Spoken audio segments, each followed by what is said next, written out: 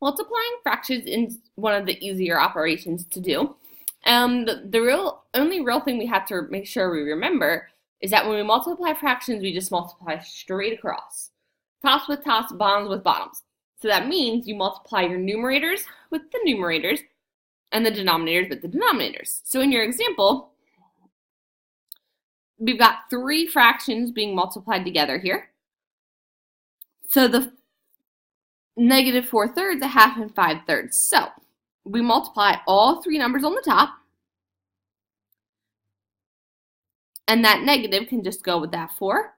So -4 times 1 times 5 gives you -20. And then the bottoms, 3 times 2 times 3, gives you 18. And then you're left with 20/18, which does reduce to 10/9. But that's really it when you multiply. So for A, multiplying 9/5 times 3/8, we just multiply 9 times 3 over 5 times 8. Straight across. So 9 times 3 is 27, and 5 times 8 is 40. And that's it.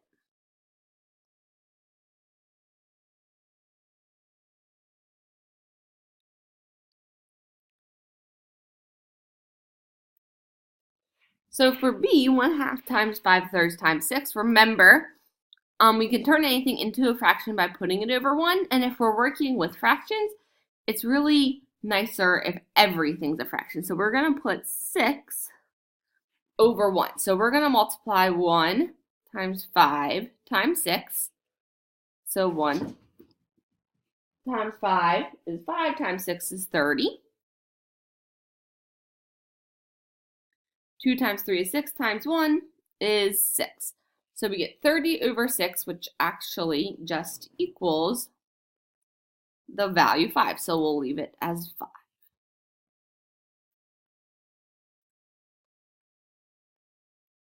C, still multiplying. It just doesn't have that multiplication in there. Whenever anything's in parentheses right next to each other, if there's not a sign in between there, just is multiplication.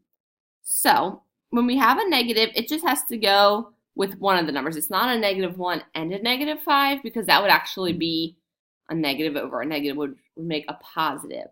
So when we have a negative in the front here, sometimes I just like to scribble it out and put it with the numerator. So -1 times 6 is -6 over 5 times 2 is 10.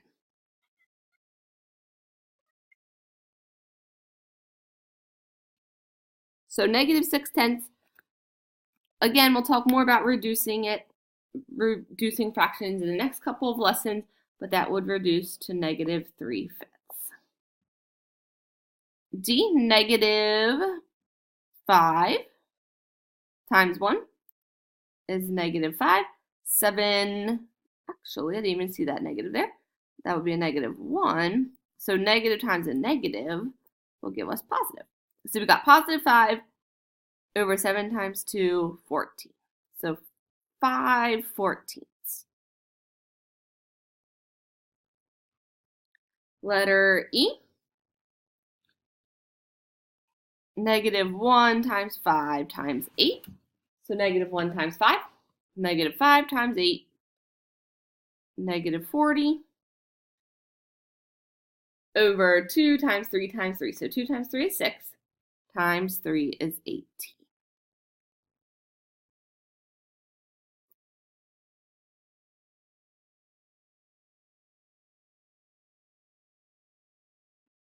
Okay, we're going to go back to F and G. Let's do H and I. So I'm going to put -7 over 1. So we've got -3 times -7. So negative times a negative is a +21 over 4 times 1, 21/4. If we made that into a mixed number, we would have 5 and 1/4.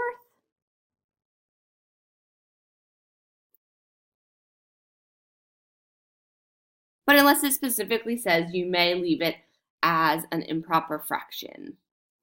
Letter I, 1 times 3 times 4. On your top, it's going to give you guys 12. 3 times 7 is 21 times 2 is 42. So 12 over 42.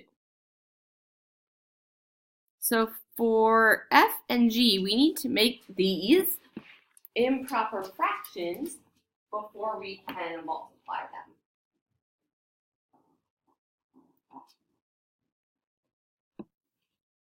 So we need to make -5 2/3.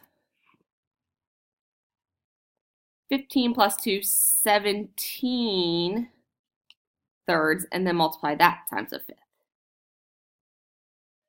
So -17 times 1, -17 over 3 times 5, 15.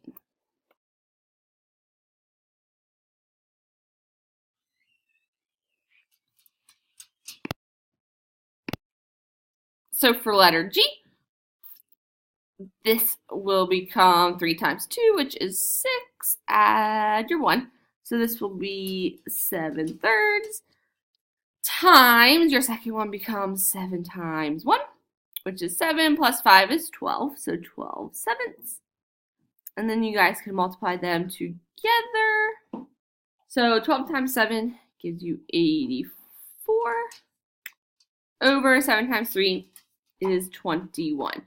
And you guys actually can divide that instead of leaving it as an improper fraction. 84 divided by 21 gives you 4. So we will leave it as